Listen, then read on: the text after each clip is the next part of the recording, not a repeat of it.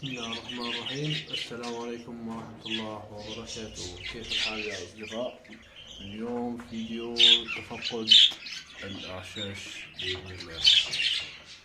راح نبلش بالقفص هذا أو الجوز هذا. في عندنا الجوز هذا عنده 4 فراخ، عزلنا فرخ، وهذا في الفرخ كمان بده عزل. وفي عندنا البياضة، راح نفتح البياضة ونشوف ايش في عندنا.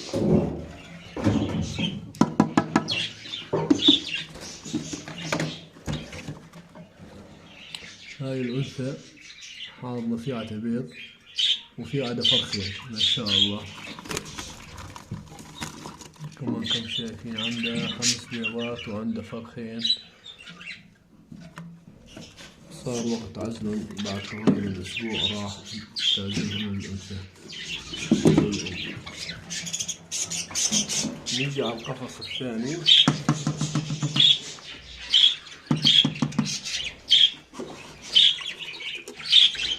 كمان عندنا فرخ و5 بيضات ما شاء الله. الأم حنينة جدا على الفراخ، مطعمين له. راح نجي على الجوز. طبعا الجوز هذا مرضان، شايفين فيه عنده بيض مرشح فيه. شوفوا الأنثى، والأنثى على فرخين وبيضتين. طبعا هون في عندي فراخ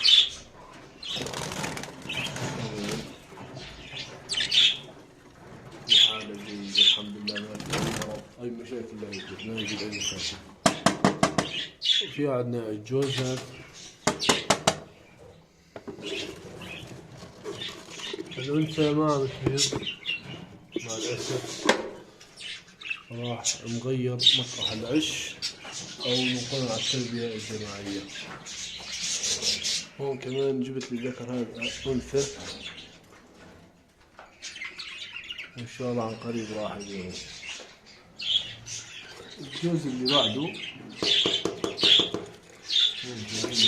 في حالة جيدة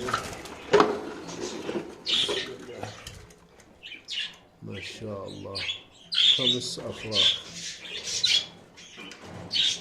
كمان بحالة جيدة الحمد لله.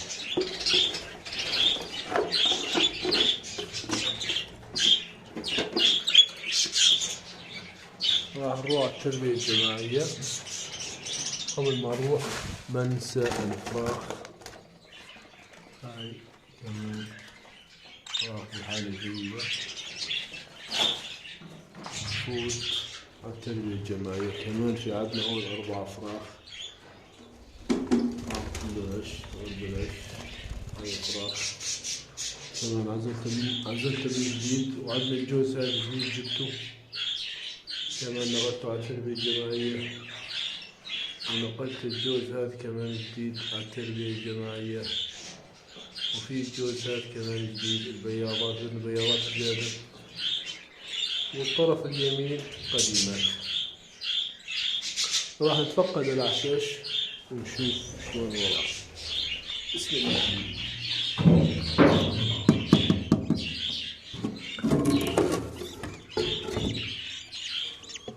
ما شاء الله عندنا 3 أفراخ كمان بحالة جيدة.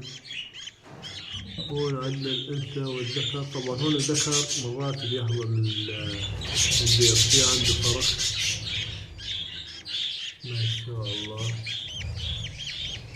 كمان بحالة جيدة.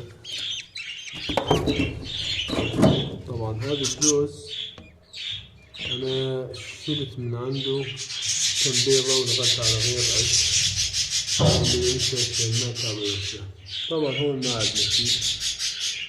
هون كمان في عندنا أنثى وواضعة 3 بيضات. هاي نقلت جديدة كانت مع الجوز، غيرت لها الذكر والحمد لله باضت. وهاي كمان نفس العملية، غيرت لها الذكر ونقلتها على التربية الجماعية والحمد لله فورا باضت. شايفين في تحت بيض. كم بيضة؟ 5 بيضات ومخصبات الحمد لله. كمان بحالة جيدة. شوف راح تجيب البيض رجوع الحضن.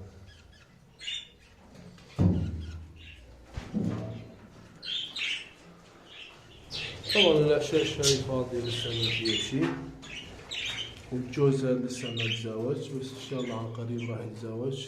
كل يوم تشوف المطبخ، مرة تشوف البياضة هاي، مرة البياضة هاي، بس لكن ما أتوقع فيه شيء. إن شاء الله عن قريب راح يصير. نشيل من الجميع الاشتراك في القناة وتفعيل الجرس ليصلكم كل جديد. وإذا أي حدا عنده أي ملاحظة أي شيء عن الطيور يكتب لنا بالتعليقات. أتمنى يكون عجبكم الفيديو وشكرا للمشاهدة. السلام عليكم ورحمة الله وبركاته.